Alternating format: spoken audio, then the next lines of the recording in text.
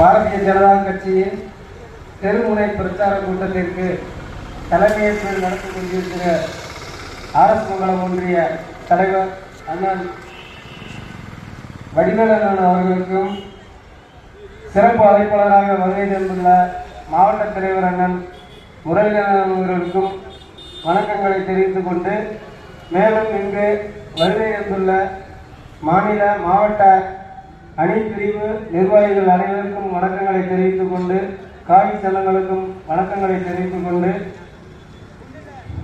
இங்கே நடக்கக்கூடிய கூட்டம் என்னன்னா 100 நாள் வேலை திட்டத்தை பற்றி திமுக அரசு எவ்வளவு படுகாலமா விமர்சிச்சு போஸ்டர் ஒட்டியிருக்காங்க.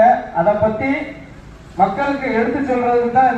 அதுக்கு பொய் பிரச்சாரமா என்ன பண்றாங்க, 60 நாள் வேலையை முடக்கிட்டாங்க அப்படின்ட்டு. முன்னாடி எல்லாம் 15 நாளுக்கு ஒரு தடவை சம்பளம் போடுவாங்க. இப்போ வாரத்துக்கு வாரம் சம்பளம், அதுவும் குறைஞ்சபட்ச சம்பளமே 240 ரூபாய் அறிவிச்சிருக்காங்க. ஏன்னா இதுக்கு முன்னாடி எந்த வேலை பார்த்தாலும் உங்களுக்கு ஊதியம் 100 ரூபாய் வரும், 120 ரூபாய் வரும். அதை எவ்வளவு போடுறாங்கன்னு தெரியாம 15 நாளைக்கு ஒரு தடவை சம்பளம் வந்துருச்சு. அதையே மத்திய அரசு கொடுக்கிற நிதியை கரெக்டா கொடுக்காம மத்திய அரசு நிதி கொடுக்கலன்னு சொல்லி கடந்த காலங்களில் திமுக ஊருக்கு பிரச்சாரம் பொய் பிரச்சாரம் வந்துச்சு.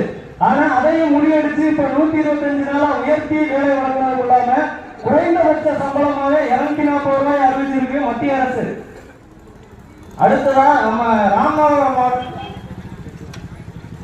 ராமநாதபுரம் மாவட்டத்துல திமுக அடிக்கடி நம்ம ஒன்றிய செயலாளர் அடிக்கடி சொல்லிக்கிறாங்க. இங்க மாவட்ட செயலாளர் காதல் மாச்சாங்க அடிக்கடி எங்க போனாலும் ராமநாதபுரம் மாவட்டத்துல தொழில்துறை வளர்ந்துருச்சு அப்படிங்கிறாங்க.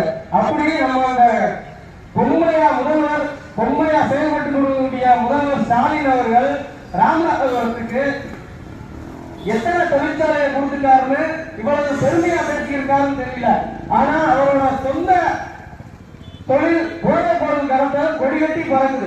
அதுக்குதான் அவர் தொழில் நிறுவனம் எல்லாம் ராமநாதபுரத்துல கொடிகட்டி பறக்குதுன்னு சொல்றாங்க. என்னமோ தெரியல.